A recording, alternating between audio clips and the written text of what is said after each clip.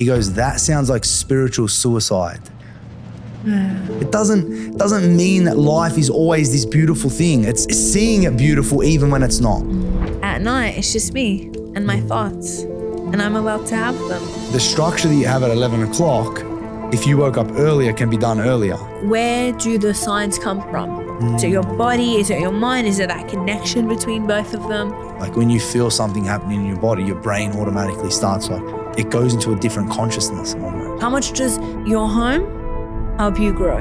The water that's running through the hydronic heating in the floors in your house is now impacting your vibrational frequency. You feel good when you walk into these homes. That's something that you can't put a price on. I really want to just express health and wellness into as many lives as possible.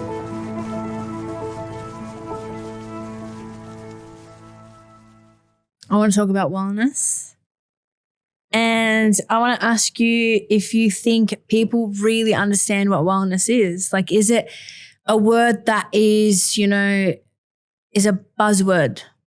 Is it being overused right now? Or is it, understated? What does wellness really mean in this day and age? I reckon wellness, the word has been, it's one of those words, it's kind of like the word meditation. Like, what is meditation? Like, it's such a broad word because it can mean so many things. If someone says, I meditated, they could have gone for a walk and meditated. They could have sat down, meditated. They could have laid down and meditated. They could have listened to music. They could have done a million different, meditation techniques. And I think wellness is very similar. It's just one word that kind of explains so many things. And it just stands for so much. So like, it's such a broad word. Like we even say like, oh yeah, we build wellness homes. And I always think about it like, it's such a broad word, but sometimes in this day and age, we need these broad words because that's what most people understand. It gives off, the understanding that you want people to feel, or to the way you want them to perceive what you're doing. So we call them wellness homes, but like ultimately it's so much more because there's so much that sits under that word wellness. Okay. So would you say wellness is also subjective to the person? Like it's personal. Wellness is personal to me. Like yeah, I would know what wellness is to me. It could mean something else to you, but it means to me, like you just said, maybe it's going to church on Sundays. Maybe it's, it's your thoughts. It's what you eat. It's how you treat people. It's, did I see the sun today? Did I connect to the earth today? Have I drank enough good quality water today? So it's the rituals, it's the movement, it's the discipline, the nourishment, the discipline. Okay. Is discipline something that is rigid? Like, so I've always thought about discipline as something that is like not lenient. Like something that is like militarized. Yeah, I think you're like spot on because it's to be disciplined. It's always like it means there was two choices, or more than one choice essentially. And which choice did you make? Which thought did you think? What word did you say? Like that, they're the like that or that. It's always has a chance to be something else. And the discipline is what decision did you make? So did I get up and go for the run, or did I sit there and scroll through my TikTok? Is there necessarily sometimes a harder decision in that? Because I feel like if I want to practice discipline in my life, I would say, oh, okay, today I cannot sleep in. I have to wake up at, 6 a.m. and start working, whether I don't want to start working, but I have to do that, or I have to go for my run, or I have to go for the gym. So would you say like discipline also comes with discomfort and sacrifice as well? Yeah.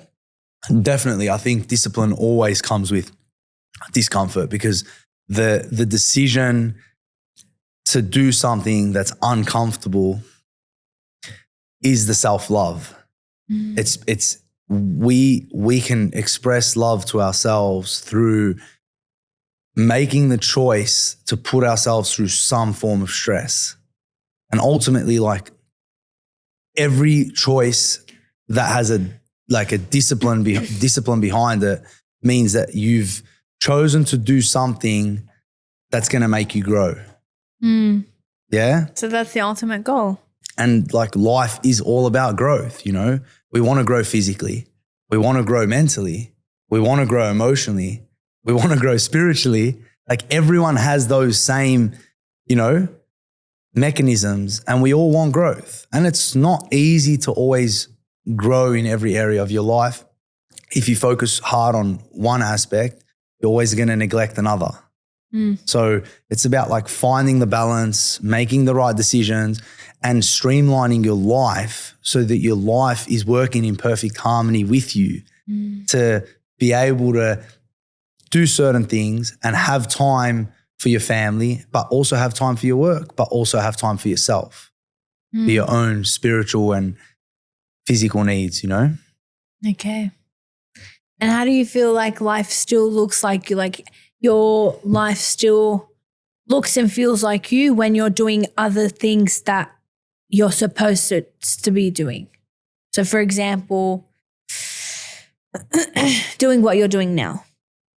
You might say internally, like, today I feel like just going for a run and going crazy and playing with my kids and not doing anything that I'm doing today, and then drawing the line and saying, okay, like, no, this is not what I have to do now. I have to do this. So sometimes, like, your true self in that moment wants to do something else. But where is the balance in that? Like, where do you feel like... Well, if I'm going through a phase, if I'm going through a phase where I'm working all hours of the day and I'm not able to go yoga daily, I'm not able to train, to meditate, and I'm neglecting all that. And then I barely have time to spend time with my family because I'm working so much. Well, that's okay for a short amount of time. But it'll get to a point where, because you've neglected your physical health, your mental health, your spiritual health, you've neglected your family, then what starts to happen, that you're gonna start making, bad decisions. You're gonna find yourself feeling things that you didn't want to feel. But you know what? It's okay, because you know that this is just a phase. It's part of and you can put it to the side and not let your emotions get the best of you, and just keep giving the effort to what needs to be done, as long as you know that there's going to be a day where the work's going to ease off. And then once that work eases off, you start nurturing your family. It's like, when you go on holidays, right? And you come back and you're so excited to see everyone, but an hour later, it's back to normal. Yeah. Yeah? Yeah, exactly. So it's the same thing. When you neglect your family, or you neglect your spiritual work, your spiritual life, all these things, as soon as you get back to it and you're giving it 110%, it goes back to normal pretty fast. Your emotions regulate, like everything just comes back to... That's a really good example. And that's literally what it is. I love that. Okay.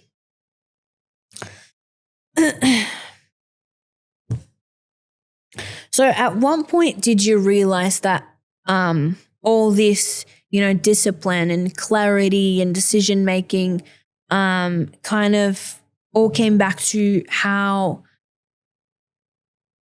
regulated your nervous system is, and what everything else you were doing in terms of these smaller decisions, smaller rituals, smaller habits have contributed to that bigger picture in that? For me, I feel like from a youngish age, I was always pretty onto it, pretty onto like discerning what's better for me. And how can I be the best version of myself? You know, I kind of wanted that from a young age, but I didn't know, like I wasn't really a reader. So I didn't really read books at a young age. I wasn't exposed to like coaches and health coaches or anything like that. The internet wasn't really a big thing. I mean, in the like the later years a little bit, but so like my teenage years, I was always kind of onto it. Like I wouldn't have had the healthiest diet. I was probably eating, you know, a lot of junk. But back then, my idea of what a good diet was a little bit of everything. Oh, okay. So as long as I'm constantly eating a little bit of everything from from everything, from like all your fats, your proteins, your carbs, to like things as like the worst unhealthy food all the way to the healthiest food. So I believed if you just had everything in moderation, you were healthy. That was just like something that I had come up with, and it worked for me for years, you know. But in my early 20s, I went through a phase where I hit work really hard. Now, I didn't have a family at that time, but I overcommitted. I overcommitted a lot of things, like into a lot of things, into developments, into business ventures, and I was just kind of all over the shop. I was young and I was excited. So you took a lot of risks. I took a lot of risks, but it was more the attachment and like dedicating my time to things and sort of committing. It's the commitment. I was overcommitted to too many things at once. I was also getting married at the time. I was going through like builder's license registrations, and there was just so much going on. Anyway, I didn't lose myself from I didn't lose connection with my family as such. Well, it would have been my immediate family at that point, but I lost my diet. I started only eating fast food because it was the only thing I had time to eat. It was always just like a really accessible meal, whatever I could eat. Like I'm talking like sausage rolls from 7-Eleven or like whatever I could eat. Like it was the worst. And then I didn't have time to train. At the time I wasn't like, yoga probably wasn't a big part of my life. I still used to do it because I've done it for a while, but it wasn't a big part of my life. But like I wasn't training, eating bad, and that constant overcommitment, unhealthy eating, bad habits, the whole thing just started spiraling. I was probably drinking on weekends. It just was a constant spiral downhill, you know, spiritually, mentally, physically, emotionally, the whole lot. And then from there, I was talking to my brother one day, and I said to him, and not just that, I should mention that growing up, all the way up until that point, I was always not overly spiritual. I didn't think so much. Like I wasn't too worried about what God was essentially, but I always prayed. So I always prayed every single night before I went to bed, and sometimes randomly in the car I would say a prayer. So that was something that was part of my life. And throughout that time, I lost that in the lead up to all that. So like I had lost connection with my spirituality. I was eating shit. I was overcommitted, and that took me to a place that what I call today is what I believe, because I've experienced it. I believe that's what hell is. So, and I learned that afterwards. Like I now don't believe that heaven and hell is something that we experience after we die. I really think that like based on our emotions, our nervous system, where we're at mentally, our inner voice, the way we're talking to ourselves, all those things contribute to, you know, are you living in harmony or are you living in hell? It's like it was a big spiral downhill. So for me, that's what I experienced. So then from that, I was talking to my brother one day, and I was saying all the stuff that's going on and in my life and all that. And he said something that just rung a bell inside my head. He goes, "That sounds like spiritual suicide." And when he said that, it like rung. I didn't say anything in the moment. I didn't understand it in the moment, but it rung in my head. And for like days, weeks after that, spiritual suicide was in my mind, you know, and I'd realized that the spirituality was the thing that I lost before I lost touch with everything else. So by not being connected to God, all this negative energy started happening and manifesting in my life. Does that make sense? That makes so much sense. So you lost that before and everything kind of crippled after that, but that was the base holding everything together. I think so. I think so, yeah. And because you had lost that, everything else went downhill. Everything went down. Because it's that one thing that keeps the whole lot together. But literally from that, so once I realized that, then it was very easy to just turn around because I knew, okay, all I have to do, I was still in the shit for a long time, but I knew that there was light at the end of the tunnel because now I'm like, I'm going to change everything. And I started to change the way I ate, started to change the water that I drank. It started off with juicing. So I went to an expo and there just happened to be a juice stand at this like random expo that I was at and I was selling juices. And I just started talking to the guy when I was walking past him. We got along and then we were talking about the juicer and then I ended up just buying the juicer because I liked the guy. and I was already like, I was on this, like I knew that I got to like start decommitting to things and, you know, and I was in that process, you know, and I was on a good buzz. And then this guy that sold me the juicer, I went home, I started making juices every single, like it was crazy. Like I was buying like every green veggie you can think of, like anything that I saw that was green, I was buying it and I like vegetable, everything, like all the way to like bok choy, like anything you can think of. And I'd make like one green juice with like 17 different greens in it. Yeah. And then another colored juice with like heaps of fruits and veggies, like all the other colors. And I was drinking these juices flat out. But this guy also said to me, hey, you need to go talk to this guy, Richard. He sells this water that comes from Turkey. So I was very interested and called this guy like the very next day, went and saw him, started buying his water by the pallet. Went and seen it. It's this water that people who have cancer or people who have like terminal illnesses, when they have no legs left to stand on, the health nutritionists will always send them to drink this water, you know, and this water for 2,000 years, people in Turkey, when they got sick, would travel to this specific spring to drink this water. And there was so much in that, you know, And then that was like the beginning of my water journey as well. And water is such a like vital part of our health. Like when we talk about wellness, like it starts with water and we could do a whole talk on just water in itself, you know, but I'm going to try and just give you the best bits about it. So we are made up of 70% water, but I think even when they look deeper into the stuff that they can't see as water, it's water inside there. So like there's a very high percentage of water that we're made up of, and everything that isn't water is earth elements. You know, we're minerals from the earth with water, and the water gives those minerals life.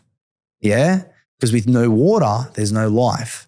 If you go 3 days without drinking water, you can start like hallucinating, and you're on the way to die. That's true. You know, and you even just a couple of hours without water, like just mild dehydration, can like fully change your brain function and everything. So if water holds, and also another big thing is water stores memory. So every function in our body is working through the memory of water. And water in itself, the easiest way I can probably explain this to you is if you have a clean glass of water and you have like water with cordial, for instance, a really bright colored cordial. When you mix the cordial into the clean glass of water, what happens? It's got such a good memory. It remembers that it's itself, and everything in that water dilutes. Yeah.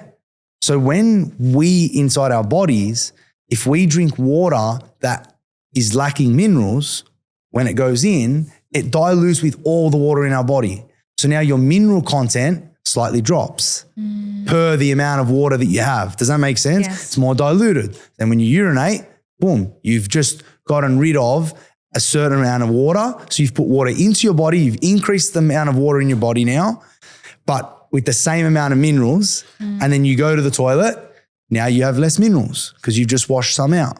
Whereas if you drink water with enough minerals or the same minerals that you have in your body or minerals that are depleted, it's going to do the opposite. It's going to remind itself, it's going to mix in, and then you're not altering your levels too much. And if you are altering them, you're actually altering them in a positive way. It's you're increasing the minerals that you need. Yeah. And that's such a vital part of life.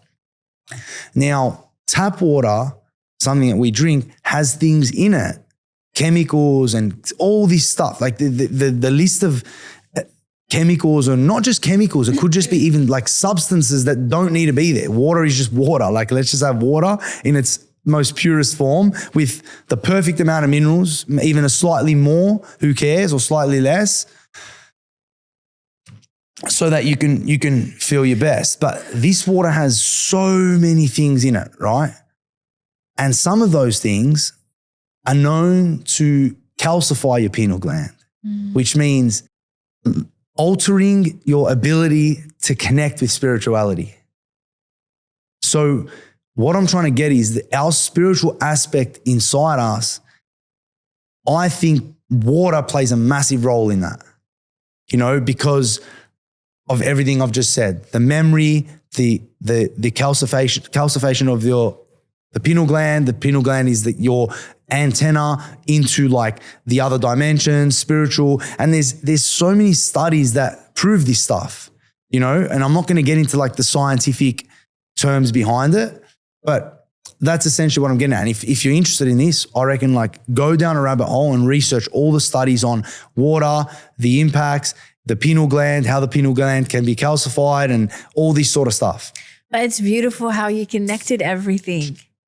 Like you started with the element, like the most important element, and then you just went like the basis, like spirituality and God and water, and you connected it, and you just took like, that was beautiful. And they're like so connected, So, and what I'm getting at with this story is like, when I started drinking that water, I started to get more spiritual. My whole life started to change. Even though I was already on that trajectory, I was already on that path. But obviously getting on the path, then you start grabbing the tools that take you further in that path. Because I know the direction. I know that I need to go in the direction of feeling better mentally, spiritually, physically, emotionally. Yeah. So I know that I need to get on that path. And then now I go on the path and I meet this person, I talk to him, I extract information, the next person, the next thing, the next fad, we test, we drink this water, we drink that. And water was, I'd say, one of the biggest things. So that's when we started to get fanatical with water. And then now I don't drink water unless I know that it comes from a good spring. I'd rather not drink it. So if I'm training and I've forgotten to take water with me and the only thing is tap water, I don't drink it, because there was a session where I was training and I drank the tap water, and I'm not joking, my mouth went so dry from the water because I'm not used to it. It literally pulled everything out of my mouth, all the nutrients, because it has such a memory of the minerals, that as soon as it went in my mouth, it was so depleted from minerals that as soon as it went in my mouth, it pulled everything out and then went down. And then I started bad buzzing because I'm like, what's it doing inside my body now? That's how it but felt. it probably done all the damage there, and then it took what it needed, and then now it's in there, and it's like one glass isn't going to kill you. I'm not like that, blindsided. But yes, if you want to take things to the next level, then why not just drink the best water? And that's one of the most important things. And then the water took me on that journey. I started eating cleaner. I started juicing. I reconnected with spirituality.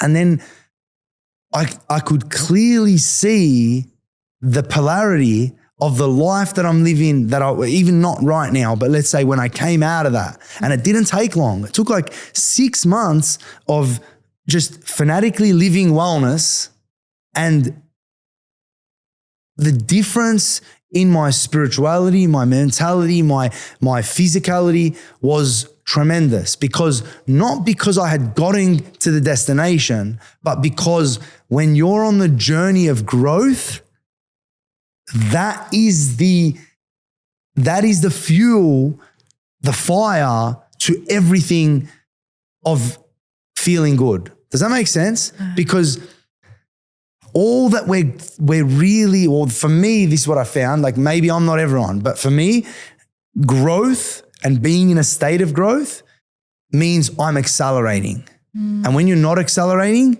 it means you're pulling your foot off the pedal, which is to depress.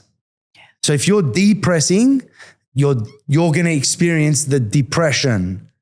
Does that make sense? Yes. And you're either accelerating and moving forward, or you're depressing. Unfortunately, in the human life, there is no in between because of what we said at the start. There's the discipline to make the decision, and there's two decisions. Are you going that way, or are you coming this way? Are you accelerating, or are you depressing? Yeah. And at the time, like I'm talking 6 months into this like journey of like intense wellness, my energy, everyone I would speak to, I was like trying to change their lives through just because my energy was beaming. Not, again, like I said, probably not because I was in the fittest state or in the best state mentally or spiritually. I hadn't even like experienced like profound spiritual encounters at that point. You know, I was still just like on that, but I'll tell you now, there wasn't a time in my life that I was happier than then, because you just couldn't break it because the growth factor was so big. It was like, and not only that, like another just way for me to explain how I was feeling in an easy way to interpret is, it's like when you get someone really obese starts to lose weight. The first like 6 months, they're going to lose so much weight. They're going to be on the biggest buzz. But then when they get to the destination, you start experiencing life as a normal person again. Yes. Does that make sense? But also and it feels flattens familiar out as well. Yeah. And it feels familiar, and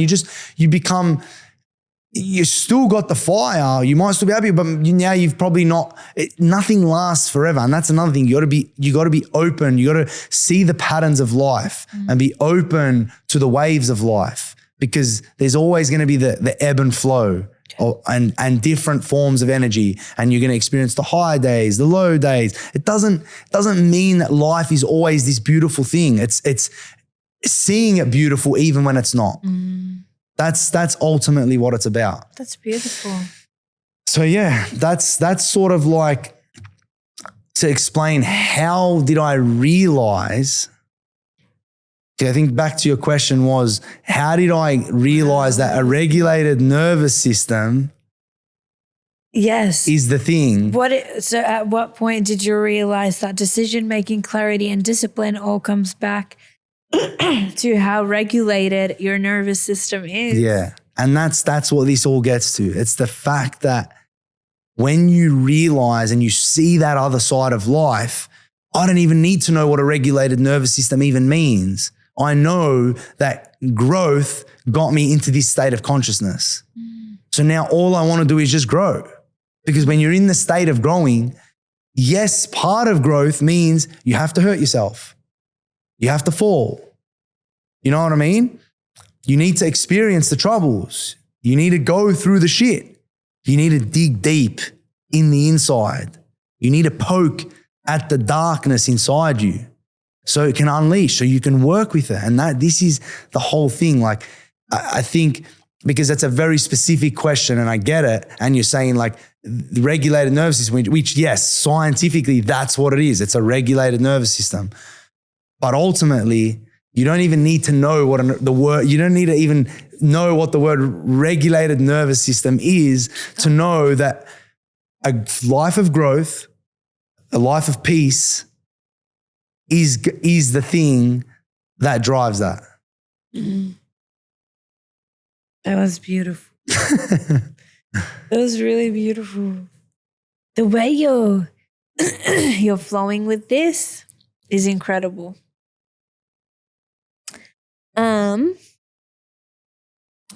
So do you think, now speaking about this, because like obviously we spoke about like discipline and like the drive that you have and all that, and just you have to keep going. But do you think burnout is like something that is, you know, that is considered a weakness? Or is it something that is, you know, happens within the, you know, realm of things, like as a result of all of that?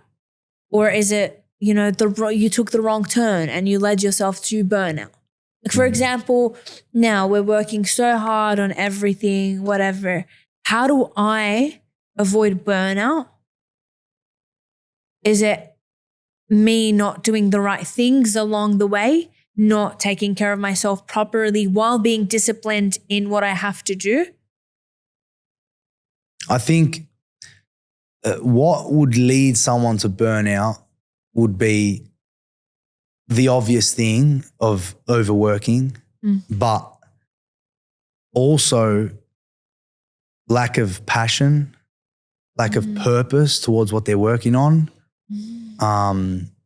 Because don't get me wrong, like the working hard part obviously is the thing that leads to it, and not looking after yourself. But it's a hard one, because if I sometimes even feel like, you know, when I'm hard at a task and I'm all in and I'm fully focused on, you know, one of my missions, then I know what it's like, because I feel like I'm going to burn out.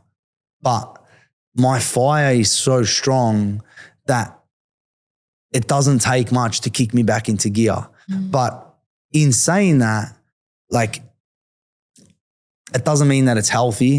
It doesn't mean that you should get yourself into those states. Because it's easy for me to just sit here and say, if you're working for someone and you're working too hard, then you can get burnt out. Whereas if you own your own business, you're going to be more driven to, but that doesn't stand. I don't think that stands, because first of all, you can own your own business and burn out, but then you lack the passion. You know what I mean? You lack the passion and the drive for what you're doing. So your mission isn't strong enough. I'm saying that's if you own your own business and you burn out. But if you work for someone and you burn out, and well, then that there's a lot of cases, scenarios, you know. I think in those scenarios, you need to have passion for your job. You need to love what you're doing, because then you're technically not working. And I think also, and the people that when you are working for someone, you work hours, you work certain amount of hours, and you can switch off. So, and you can take days off, and you can go and do the things that are good for you. So I think it comes down to discipline as well on all levels, because if you're getting yourself to the point where you are burning out, which I can't talk against, because I feel like sometimes I even get myself there. It's something that I know is created by me. So I don't feel sorry for myself. I don't sugarcoat it. I try not to complain, you know. I just got to stay on task. And the biggest thing is, like, when I start to feel like I'm getting burnt out, I start just trying to go to bed earlier, because the more sleep that you can get, better, the more it helps. Because I'll tell you now, if you're in a state of like getting into a state of burnout, like that pre-stage of really burning out, where you're depleted, you feel shit, you're struggling. If you have a late night, you're fucked. Plain and simple. Because like lack of like a good night's sleep, you know, I think it's like the stats are like a bad night's sleep is worse than drinking alcohol the night before, like for your mental function. I agree. You know, and it really does. Like late nights. My dad used to always say this to me as a kid. He used to always say, every hour before midnight is like 3 hours of sleep. He always said that, you know, and I never really understood it. But now as an adult, I see what he meant, because every hour you sleep after 12, it's the opposite, you know, and every hour before is, so if you're sleeping at 10, you're always going to wake up feeling good. You know, if you sleep at 9, you're going to feel great, like ultra great. You know, you're going to have like optimal amount of energy. You're not going to need coffees. You're not going to need to do any, you know, the sleep is the key. So sleep is something that would really play a big part in wellness anyway. Like in the topic of wellness, sleep is a massive one. Like I think sleep and water are hand in hand, the two most important things you can do for wellness. Okay. I feel like I needed to hear that today because my sleep is really bad because I obviously sleep very late because that's when I'm most creative after 12. So that is a big part of it. And I don't drink water at all. Like at all. You would be surprised of how little, like my intake of water is coffee. That's the only form of, liquefied And coffee drink. actually dehydrates. Like you need to be drinking more water That's how bad because it you're is. drinking coffee. So I really needed to hear that today. I can't change my sleep. Why? Because that's when I'm most creative. I can't. Why is that? I don't know. Maybe it's because the world is calmer, everybody's asleep, and it's just me and my thoughts. I can hear myself. Even if during the day I'm home alone, the sun's out, but I feel like the chaos of the world around me. Whereas at night, it's just me and my thoughts, and I'm allowed to have them. Yeah, it's fair. So it's a more safe space for me to do so. But water needs to be resolved for sure. Yeah, well, at least if you can tackle one of them, it'll really help. So water first. Water for sure. I mean, sleep is But if I so sleep important. late and then wake up at the same time every single day. So let's say That's sleep. okay. That's better. Yeah, because there's a routine. I'm not as before. What time do you sleep? 2, 3. And what time do you wake up? 7:30 to 8. That's only like 5-6 hours. I usually wake up to your phone calls. Yeah, that's actually not good. Yeah. Do you think that you could end up, if you tried to turn this around, do you reckon you could potentially even open up more creativity? If I was to sleep early and Sleep wake up earlier, wake up the same time. What time did you say you wake up? 7:30 to 8. Yeah, I think that's an okay time to wake Yeah, up. but you need to be sleeping at 11:30. But if I sleep early, I can wake up even earlier. So I have more time. No, but you need the sleep. If I sleep at 10, Oh, if you sleep at 10, you wake up 6. even 5:36. But then you're missing that creative period. I really need to figure that out. Yeah. While you were saying that, something came to me like there's this, some people perceive the way everything works is our thought system is part of some unified field. And I feel like these days, especially like where we live, if that was true, like let's say there's this unified field that we're all thinking through and we receive the thoughts from there, we receive the ideas from there. During the day when everyone's awake, everyone's occupying the thing. So And then like- that's why late when one person is frantic, it's almost like everyone's frantic. It kind of makes this weird unified sense that That like, actually makes if sense. that was the theory of life and that's the way things were working. And then like at midnight when everyone's gone to sleep, there's I've way opened more that room in portal. the unified field for you to just download ideas. Yes. Because no one's tapping into it. But I can actually sense it after 12. Like sometimes it's weird because like time is like time. I'm looking at the clock. I can be creative at 11:30, but it hits 12 and I get like the flow of imagination and ideas is crazy. At 11, I'm just more structured. I'm just more like, all right, we've got business. That's what we're doing. 1, 2, 3. It's just tasks. Whereas at night, I'm allowing myself to just be like, I'm just. Yeah, so it's in your hand. There's a trigger. Yeah, I think so. So you can be creative at an earlier hour. I think so, of course. But it's just, I feel like it's just, I don't know. Because the structure that you have at 11 o'clock, if you woke up earlier, can be done earlier. So then you can just say, have dinner and then allow time for creativity before you go to sleep. Yep. I think it's pretty important. I need to work on that. So sleep, water, crazy importance to wellness, to health, to the way you feel, to spirituality, you know? Okay. And I think spirituality is, it's a big thing, and because faith faith in something, faith in the unknown is so important as a human because there is so much unknown.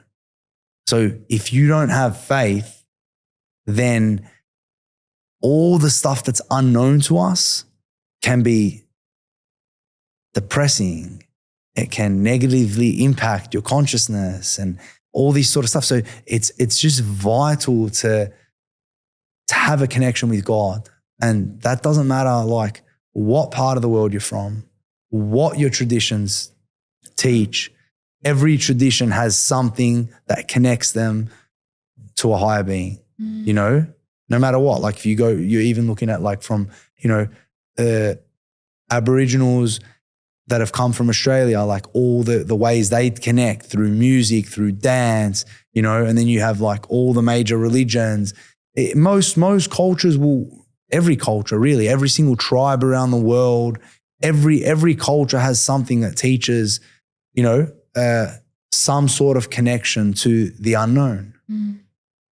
Faith. Yeah, faith. I think faith is vital, you know, and no one's relationship with God is better than the other, you know. They're all just different mechanisms and different ways to connect to the higher being, you know, and it's usually just from within you.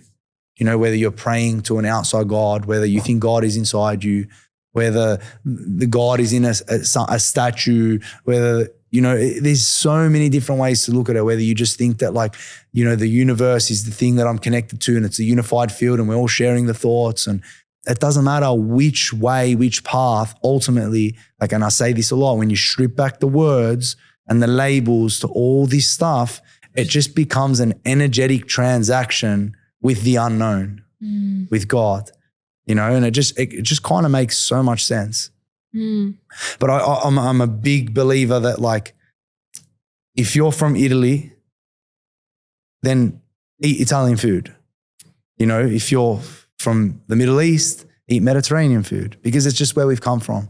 So if you were born into a Muslim family or a Christian family or a Jewish family, then just practice the belief mechanism that has been passed down to you.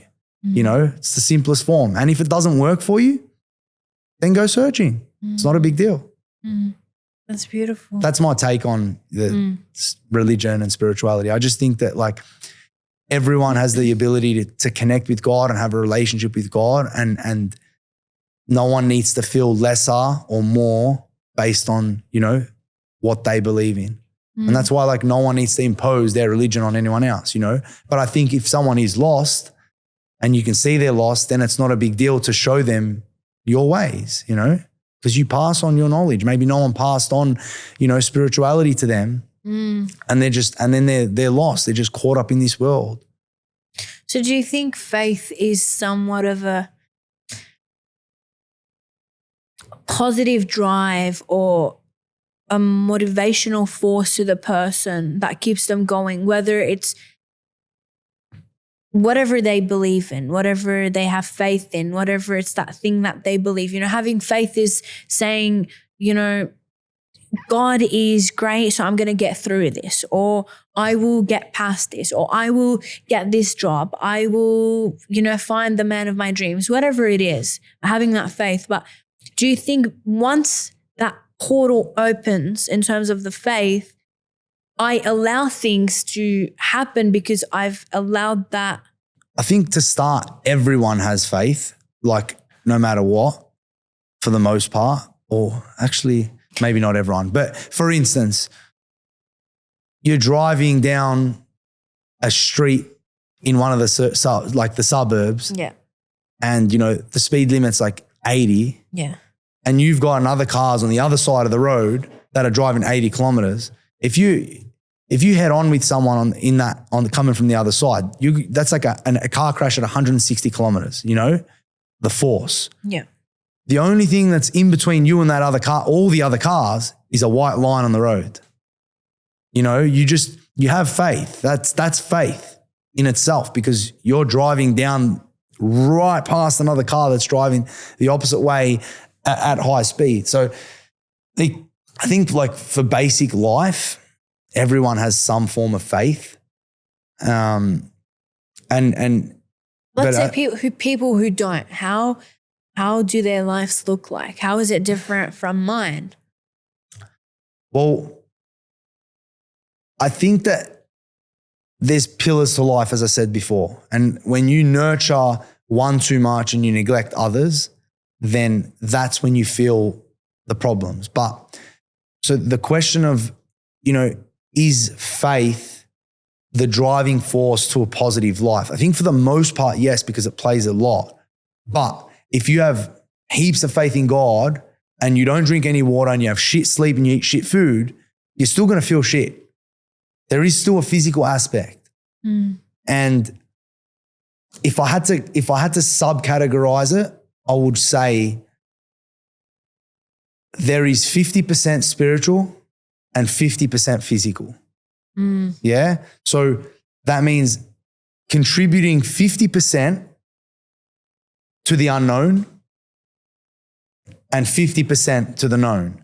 Now, a lot of the stuff you do in the known contributes to the spiritual side. Does that make sense? Yes. So by drinking good water, by eating good food, you're naturally going to have better faith, I think. And to add to that, it's not just water and food. It's like what you listen to plays a big part. And the way you talk to yourself, your self-talk, because like everyone got, like there's all these things about manifestation and all that, but that's even a religious thing more than anything. Like when you speak to God, you're manifesting in that moment. But it's deeper than just that, because God doesn't disappear. God's always there. So what happens with your thoughts that you're thinking while you're not intentionally praying? Yeah? God is listening, or the ether's listening, the universe, whatever you want to call it, is listening, right? So if you go to the basic principles of manifestation and the law of vibration, and it very quickly says, if you think like a certain way, then you're manifesting a certain life. Yeah. So your thoughts are very, very crucial. And then what impacts your thoughts are the food, are the water. But more than that is who you're interacting with, the information that you're listening to, the music that you're listening to. So if you're watching the news every single day, then you're being infiltrated by a certain agendas that then contributes to your thoughts and your self-talk and what you're thinking about. Because if you've just heard that someone got stabbed at your local shopping center, what happens in your mind the next time you go to that shopping center? What are you thinking about? You're going to be scared. Yeah, just naturally, yeah? And that's just a very small example. There can be so many things. So if you speak to someone and they're talking about how the end of the world is coming, or the economy is going to crash, or the property market's going to crash, or there's so many little things that infiltrate our thoughts and our patterns. And then more than that, the problem is these days is, people used to just watch the news once a day. Now, everyone is consumed by social media. It's the notifications on your phone. It's everything. It's everywhere. Everything. And the music you listen to, like I'm so aware of this now to the point where like if I listen to a song and my consciousness isn't at a peak, then I'll never listen to that song again. Because like it's the things that we listen to are like an integral part to our thought patterns. And that means like the music, the news, the movies, whatever it is. It's always, you watch a movie, you see how it plays with your emotions. All these things, you got to be aware of it. You got to be aware of it because it's infiltrating your subconscious mind, and it's something that we need to be aware of. Doesn't mean you can't go and watch things, but you need to be at least aware of it so that after you watch a movie, you're feeling a certain way, then it's just because I watched that movie, it's okay. Don't be so hard on yourself. But if you're not aware of it, these things can trigger you into certain mental, like certain neurological pathways where you're thinking certain things. And when you think something once, then you think about it the next day, and then you think about it the next day. Now you've created that neural pathway and it kind of gets stronger. You've strengthened the neural pathway. And then that's the point in always, needing to reset, needing to just ground, connect to the earth, time off work, getting back into within yourself, you know? It's okay to take 30 days off work. If you're feeling shit and you're feeling like you're getting to the point of burnout, then okay, it means stop what you're doing, take off 30 days off work, put all the energy into yourself, eat clean, drink clean water, listen to good things, detox from all the shit that you're consuming, you know, and just get deep within yourself. Find tools and things that, you know, breath work is a beautiful thing. Breath work. If you took 30 days off work and you done breath work, meditation every day, grounding, looking at watching the sunrise, watching the sunset, you know, doing the things that truly matter to your soul, then you'll very quickly get out of burnout. You'll very quickly get your energy back. You'll very quickly have that fire to go back to work and crush it. And then when you get back into it, maintain the balance. Doesn't mean you have to do that stuff every day again. Just means maintain, do the techniques, take time off, you know, especially take time off your phone. I think these days, the biggest thing that we need to detox from is our phones. You know, start off with 2 hours, then jump to 4 hours, then jump to 8 hours, and have those bigger detoxes off your phone. Get to the point where on the weekend, you're actually detoxing from your phone. You're not looking at it. You put it in a drawer maybe, and you just chill out with your family. Do you try to do that on weekends as much as you can? I know you I go through phases. I mean, right now, not as much. This weekend, yes. The weekend that I just came off, you know, I didn't look at my phone all weekend, you know, maybe just to check in to my phone like once every 6 to 8 hours. I maybe looked at it once, but I just briefly looked at it just to make sure like no one was dying, and then I got out of it. Yeah, it's not a big deal, you know, and that's obviously on a weekend it's easier.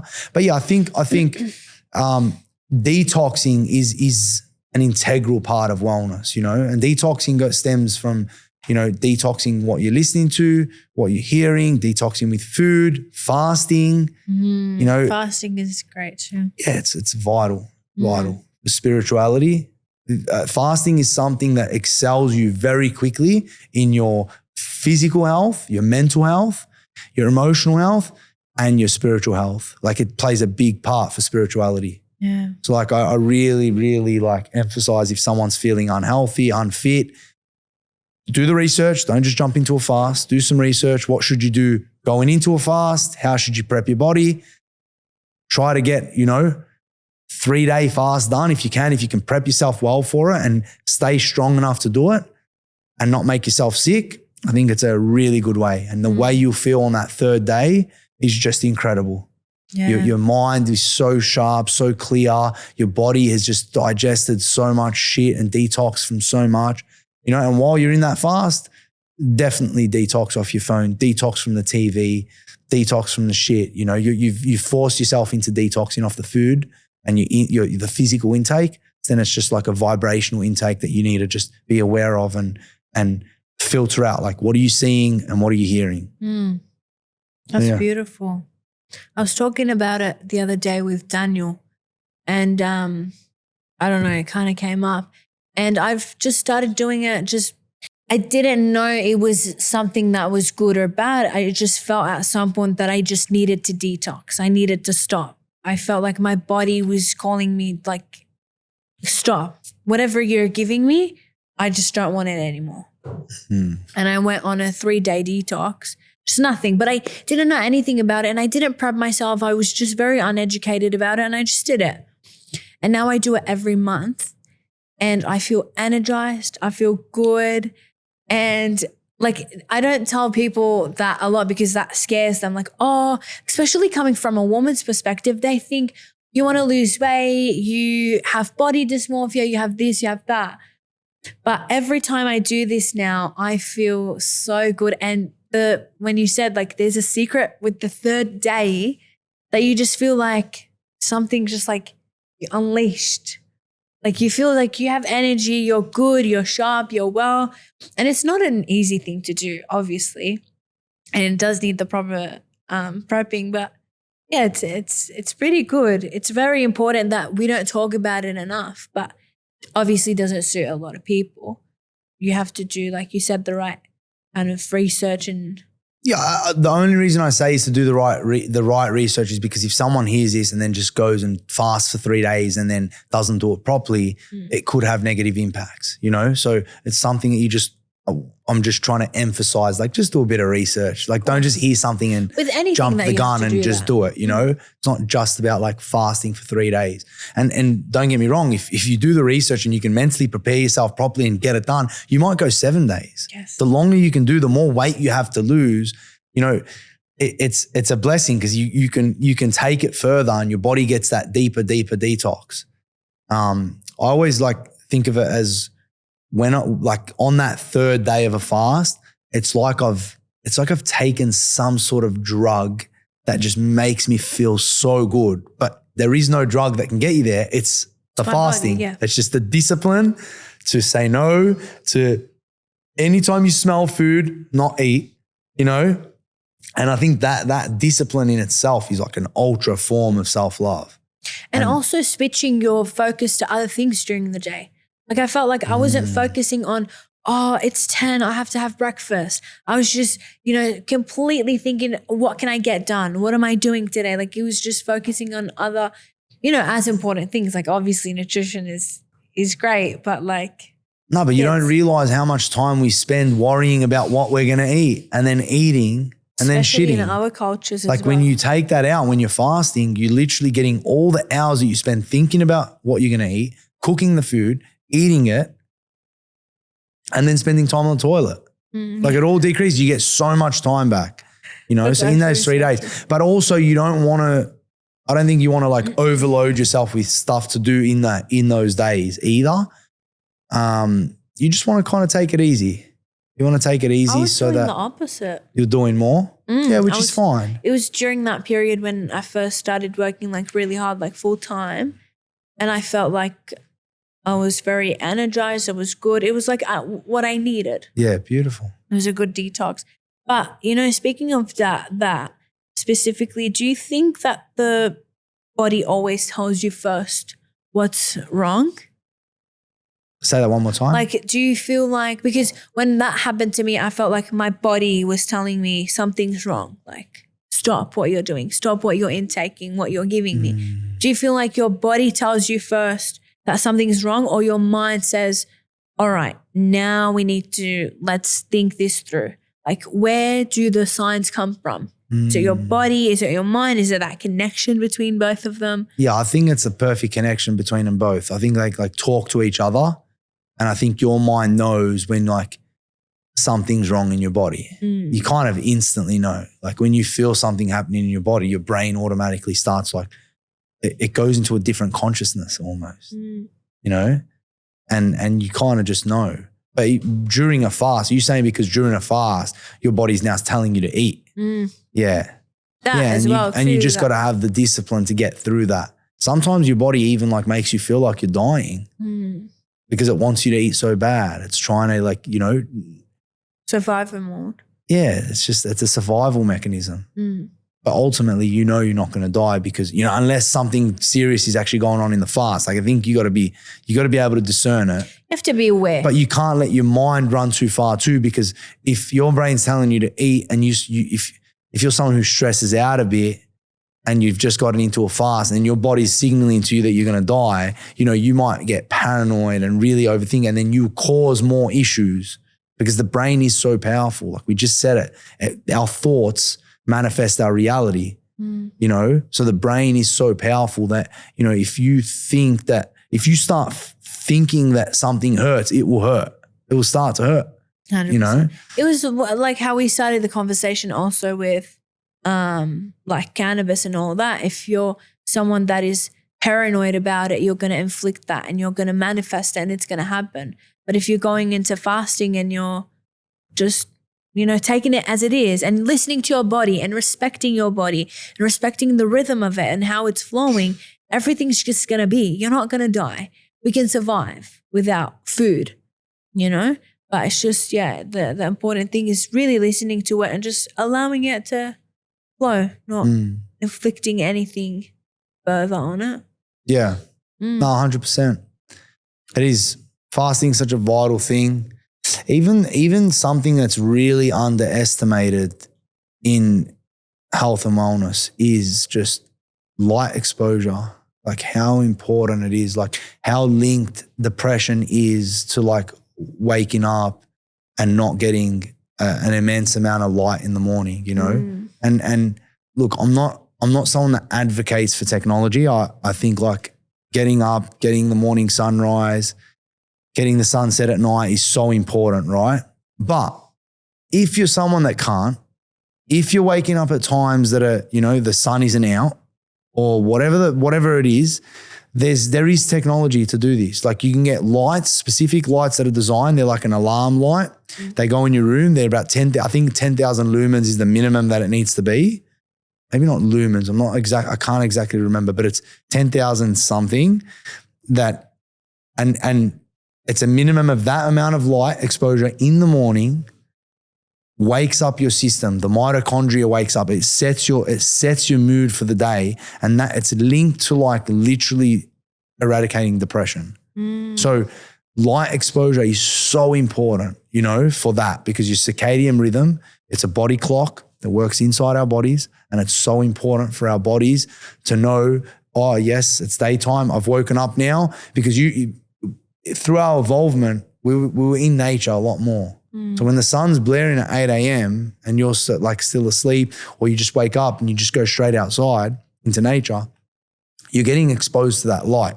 And that signals, okay, it's daytime, wake up, mitochondria turn on. You know, there's receptors in your skin that need to see the light. It's actually so important. So when we wake up in the house, it's dark still, or the curtains are closed, and we just sort of lounge around and we go to our living room, it's still dark there, and we're not getting exposed to that light, your body's not functioning the way it should. And also another big thing is when you do that and then go out into the sun in the middle of the day, the body has gone from it's nighttime to it's 2 o'clock in the afternoon and the sun's blaring. With your circadian rhythm, it's too intense, and that's how you get ultra sunburn.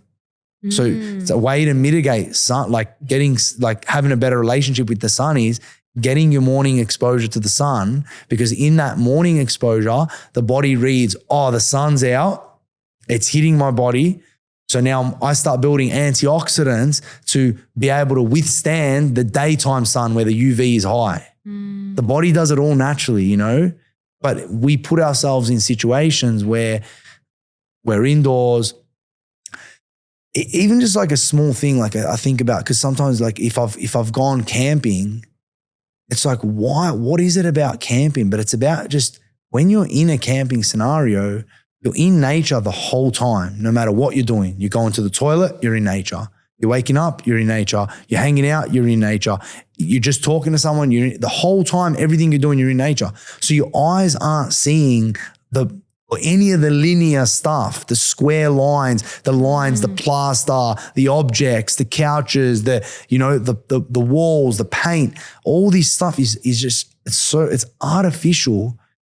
And I'm not saying that like, oh, in our houses, like, you know, but what I'm trying to get at is our bodies are so tuned to be in nature. And this is the point of this conversation. So it's like getting in nature as much as possible to get that sunlight, to get your feet into the ground so the electrons can flow through and you can be connected back to the earth is so vital to health. It's so vital. And yeah, light exposure and grounding is just number one thing. Like if you're feeling shit, go do that first. Drink good water, make sure you're sleeping right, but instantly get that sunset, get that sunrise, and get your feet into the earth, and for as long as you can, and let your eyes just see nature. Let your eyes just see trees and grass, because it's so important. Birds and you know, just nature, like that. It does so much on a subconscious level that we don't realize, you know. And then, like, there's so many things that say like, oh, you're feeling anxiety, just go out into nature, it helps settle it. Or you know, why is that? You know, for walks because it's just like that. We don't realize how much what we're even seeing. So like, this is another thing to detox from. When you say you go camping or you spend time in nature, you're detoxing from seeing the artificial stuff. And it's just as important.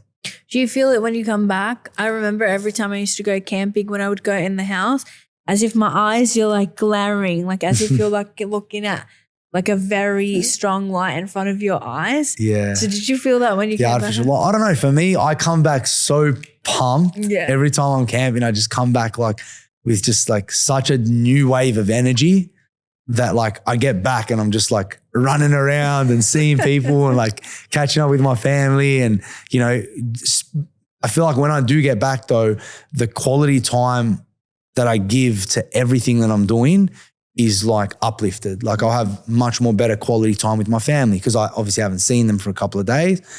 And then, I go and I spend time with them and I see them and, usually I'll feel more grateful to God for things, which gratefulness is something that I try to practice as much as I can, as many moments in the day, because gratefulness is an integral part of health and well-being. But that's in the 50% of spirituality, So it's a full circle to complete that. Yeah.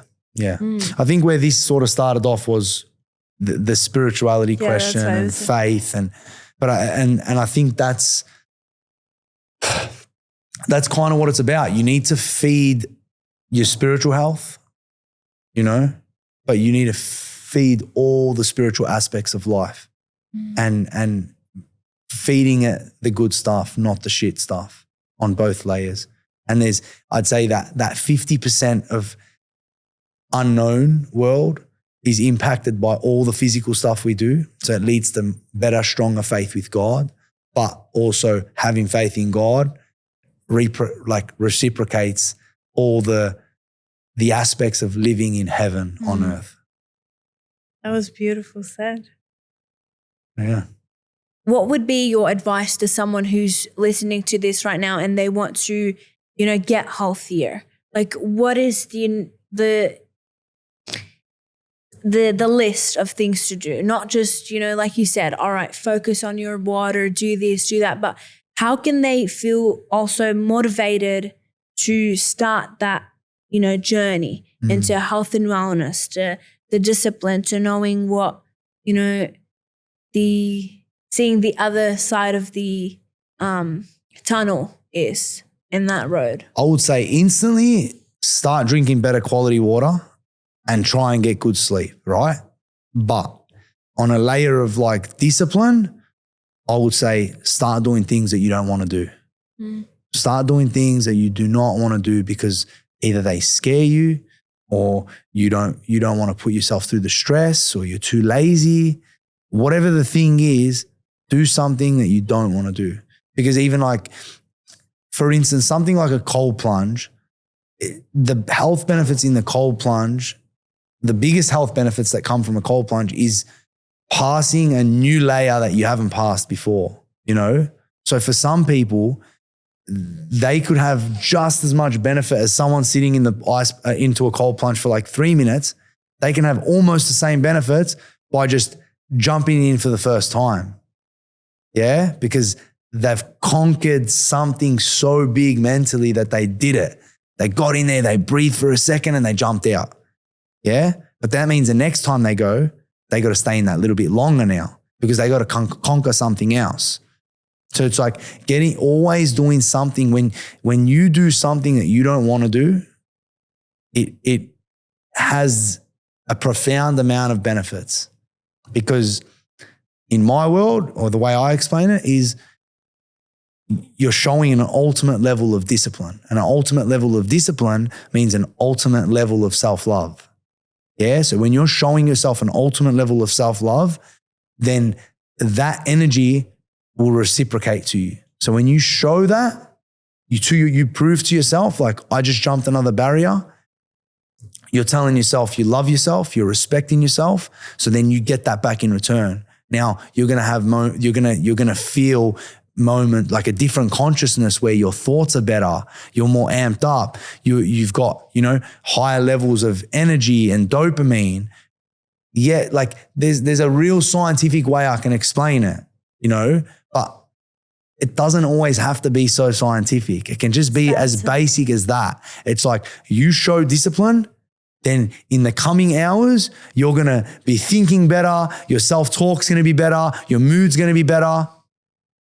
Does that make sense? It's like, it's just so simple. We don't have to talk about like, oh yeah, the white fat and the brown fat and how it all activates and how long you're sitting in a cold plunge. No, you conquer the discipline aspect of just getting into the cold water and passing a barrier that you didn't want to or you couldn't pass before, shows yourself an ultimate amount of respect. And now you get respected in return by God, by the universe, whatever you want to call it. You get reciprocated for that. Yeah, reciprocates. And then by constantly doing that, if you're always putting yourself, because that's why I say you're putting yourself through something you don't want to do constantly, then there's going to be that feedback loop and you're not going to give yourself time to feel shit because you're constantly doing something you don't want to do and you can't physically feel shit when you're doing that, you know? That's true. Then there's, and just by chance that there's also all these layers of benefits.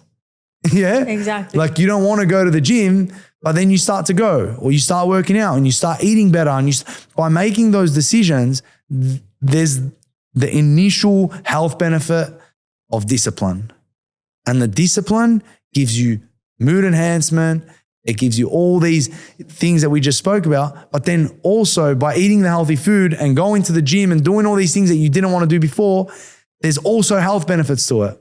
On a physical layer, on a spiritual layer. So it's like, it's just a no-brainer. It just doesn't make sense to why you wouldn't do these things in the first place, you know? And that's if you're looking for more. If you're looking for more. I think if you're not looking for more, then don't disregard everything I'm saying. Just continue life because it means you're happy. If you're not Who cares? looking for growth. Yeah, it doesn't matter. Like if you're happy and you're being the truest expression of yourself, then by all means, you do what you do what you need to do, you know, because that's great. I think.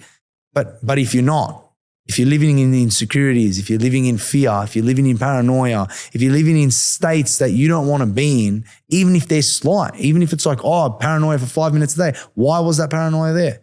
So for some people, it might be all day, you know, all these different emotions.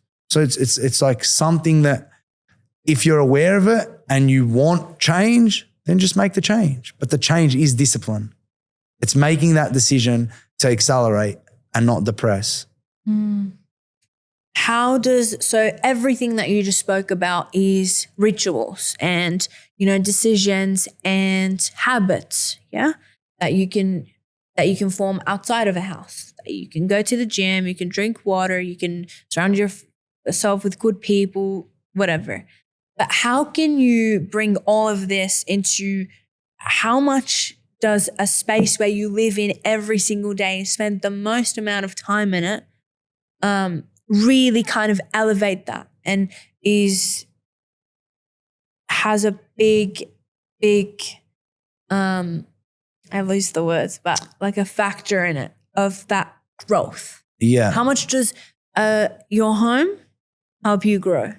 Well, if everything we've spoken about is sleep, water, light exposure, grounding, detoxing, and like what you see and what you hear, like how vital all that is to your health.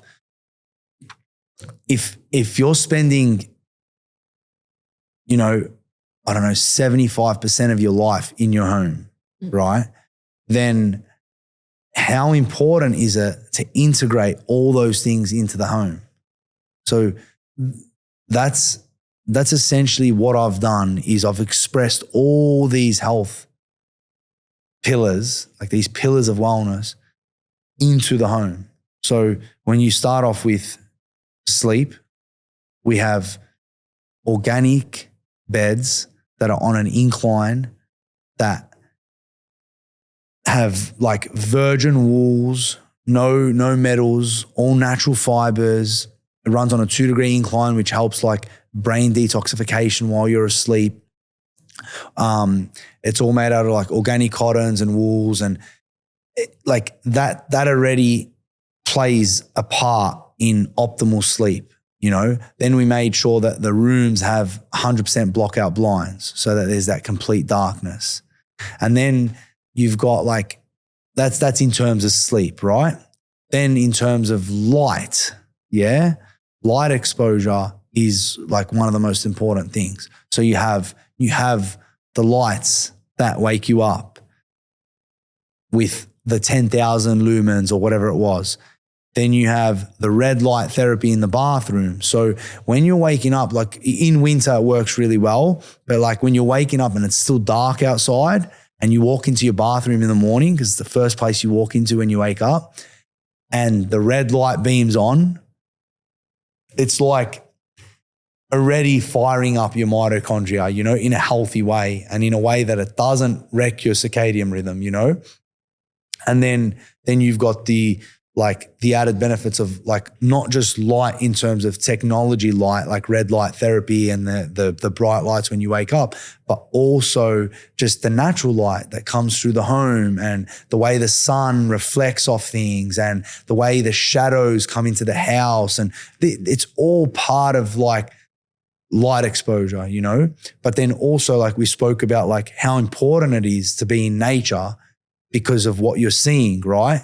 So it's integrating nature. It's called a biophilic design where you integrate nature into the home. So, you know, you've got like the backyard where you see all the plants, the green grass, the way the plants have been, you know, put in certain areas. You've got multiple nature spots throughout the home, you know, and then also being able to like eat fruit from some of the plants. Like it all plays a part, like in terms of that, like, and when you're eating a fruit that's come from your tree, grown in your home, it's so special, you know. And not just that, when you eat that fruit or that vegetable, it's like when you pick it off the tree, you pick the lemon or the apple off the tree and you eat it in that moment, it's still alive, hasn't sat there for a couple of days, let alone the months that half the stuff you get from the big chain supermarkets, you know. So like just that in itself is vital to like not just your health, but even the subconscious talk that will happen after that, because you're creating a bond with your home, with a tree. That connection is something that impacts your subconscious self-talk in itself, you know, and this is the thing, like everything in these homes has been integrated in a way that when you live there, it improves your self-talk, you know? And that's through obviously the factor of light, you know? It's what we're seeing. Yeah, so there's the lights and then all this, the positive impact of stuff that we see through our eyes, and then obviously the edible plants. So that's sleep. That's light. Then you have water. Yeah, we've spoken about the importance of water. Now, with water in itself, everything related to water in the house and the energy of water has been carefully thought through. So we have like the Granda water system, the whole house system that revitalizes the water and uplifts the energy. Like it gives it the minerals and it uplifts it to such a high level that the water running through the house, like in the Granda water philosophy, I just want to get into this because it's pretty incredible. Like if you have 2 buckets of water and you put the Granda water in one of them, the Granda water rod, they've got these rods that you put in water, which we put in the swimming pools, that uplifts the vibrational frequency of the water, right? Now, this is where it gets interesting, because when you put it in one bucket of water, it uplifts the frequency of that water. But let's say we're testing both buckets and we A/B test them. If those 2 buckets are next to each other, the energy of this water will impact the energy of that water. So it will uplift the energy of the other bucket of water without them even touching each other. Does that make sense? So if you, and this is a true thing, like we can A/B test it. So if you want to A/B test it properly, you put those 2 buckets on a complete opposite sides of like the house or the room, and you'll see the difference in the vibrational frequency of the water.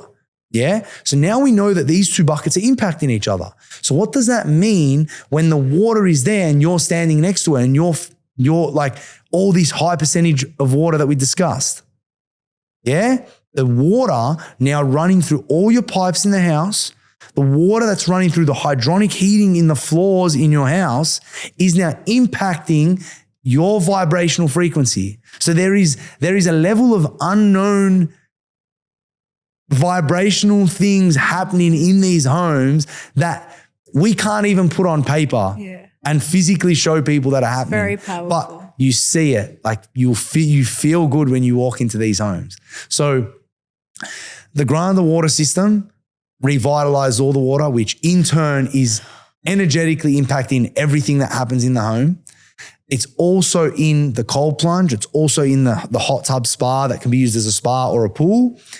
In different like seasons, you can change the temperature. So those waters as well are freshwater systems run by the ground water system. So they're high vibrational water that when you jump into your spa or you jump into your cold plunge, it uplifts your energy. You're jumping into this high vibrational water that no one has jumped in because this is at your house.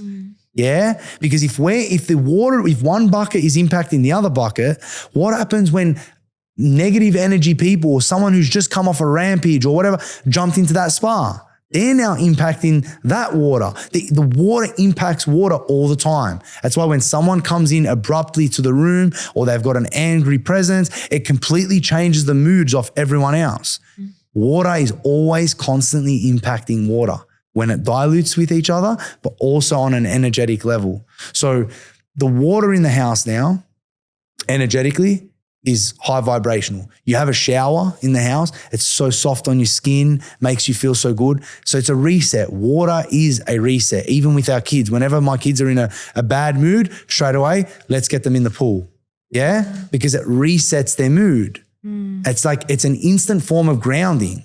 So now we're talking about grounding. Yeah. Well, I don't want to jump ship because even in the water, we've also got filtered water taps that it goes through the ground water system, but it also gets filtered at the point, at the drinking points. There's heaps of filters. Another big thing with water is we bought a farm a couple of years ago. We went hunting for a farm that we could find good quality water underground. And it's something that my brother found a farm that would be in a location where there's really good water underground. And we bought that farm and then we bored for water 6 months later and we actually hit really good quality water, like one of the best quality waters I've ever drank. So that water that I told you about earlier, that I bought off that guy from the spring in Turkey, when I put both data sheets of the two waters into ChatGPT and got it to analyze, every mineral compound in there and all the levels of everything, they were literally head to head, mineral to mineral. Like one was better in one aspect, one was better in another aspect. And they were just literally battling like mineral compositions all the way. Yeah. And they were head to head. So we now have our own source of water that's untouched by any other energies to impact it. It's only impacted by our energy. And that water is now the water that I drink today. But also for the people that buy my homes, they will have access to this water, and that's something that you can't put a price on, so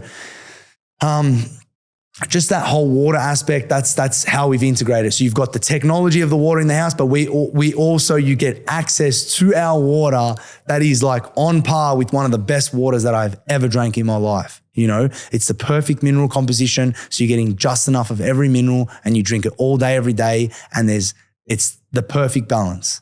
Yeah. Beautiful. So we've covered that. And then you've got like the grounding aspect, the earth element, and that's through a variety of things. There's a grounding mattress in the beds. There is, dedicated grass spots that are perfect for grounding with like morning sun and your afternoon sun. Obviously with all of nature integrated into it.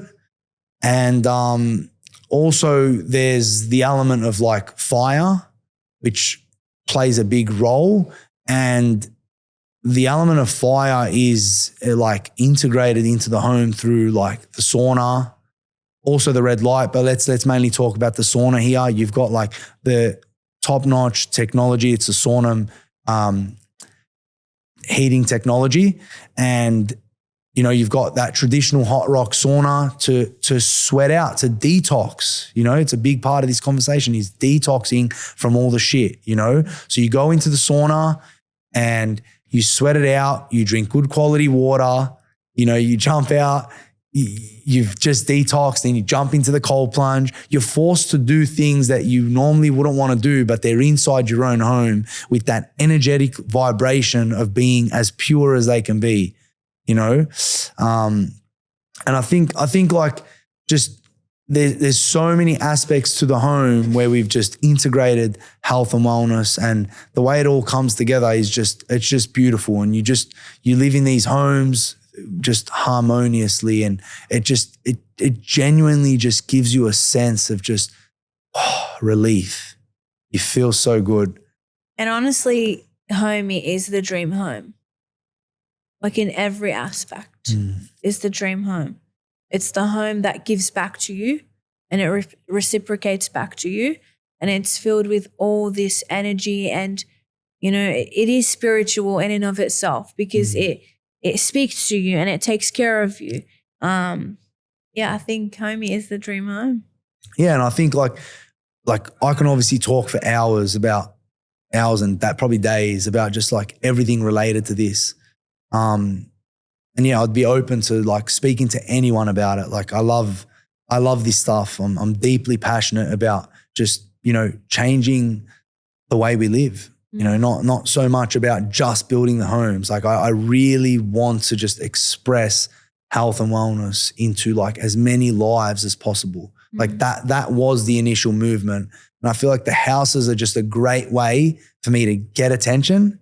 And then through that attention, I can now show people, hey, this is what you got to do to just live a better life, you know, and give off these conversations so people can know like, oh yeah, I'm not sleeping at 10 o'clock, or oh no, I'm not drinking enough water, or what water am I drinking? Like how many people test the water that they drink? Who's tested the water that they drink? It's something that you're drinking every single day of your life.